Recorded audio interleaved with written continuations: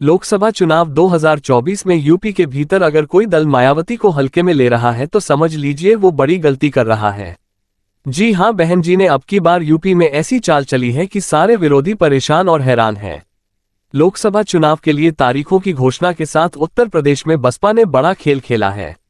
राजनीति के कई जानकार इस चुनाव में बसपा को कमतर आंक रहे थे, लेकिन बहन जी ने सभी कयासों को खारिज करते हुए लोकतंत्र के इस महापर्व में धमाकेदार एंट्री मान ली है।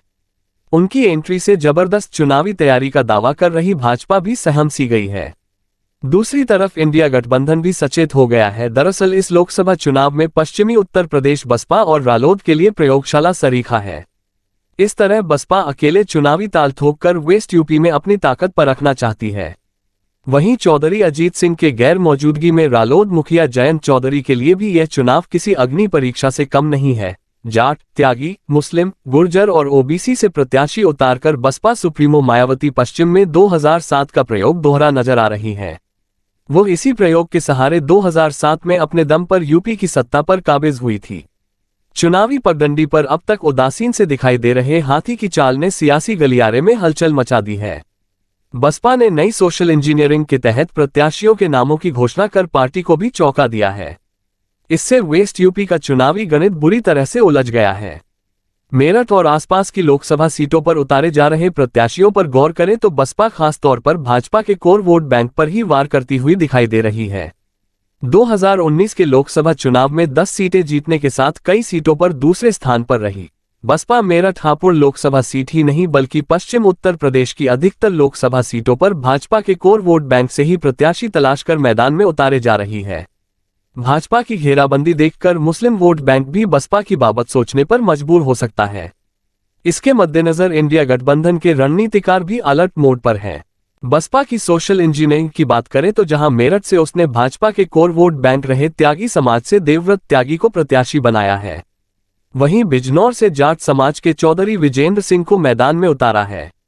सहारनपुर में माजिद अली और अमरोहा से मुजाहिद मुस्लिम को प्रत्याशी बनाया गया है। बागपत में गुर्जर दलित मुस्लिम अति पिछड़ों को साधने के लिए गुर्जर समाज से प्रत्याशी उतारने की तैयारी चल रही है। मुजफ्फरनगर से पार्टी ने दारा सिंह प्रजापति को मैदान में उतारकर राजनीति का रुख बदल दिया है। पार्टी ने नगीना सांसद रहे गिरीश चंद को बुलंदशहर सीट से मैदान में उतारा है। बसपा कैराना लोकसभा सीट से सैनिक को प्रत्याशी बनाने की तैयारी में है। कुल मिलाकर बसपा ने एससी, मुस्लिम, जाट, सैनी, प्रजापति, त्यागी, गुर्जर जाति के प्रत्याशी चुनाव मैदान में उतारकर बड़े वोट बैंक में सेंध लगाने की तैयारी कर ली है। वेस्ट यूपी में रालोद की सियासत की भी अग्नि परीक्षा हो रही है। चौधरी चरण सिंह की विरासत संभालने वाले चौधरी अजीत सिंह अब इस दुनिया में नहीं है। अजीत सिंह की विरासत अब उनके बेटे जयंत चौधरी संभाल रहे हैं। अजीत सिंह 2019 के चुनाव में सपा बसपा गठबंधन धन के साथ मुजफ्फरनगर से चुनाव लड़े थे और मामूली अंतर से उन्हें हार का सामना करना पड़ा था। जयंत चौधरी के लिए भी यह चुनाव किसी अग्नि परीक्षा से कम नहीं होने वाला है, यानी कि बसपा ने ऐसा कार्ड खेला है जिससे सभी विरोधी दल परेशान है। आप यह वीडियो सब्सक्राइब करें और बेल आइकन को दबाना ना भूलें।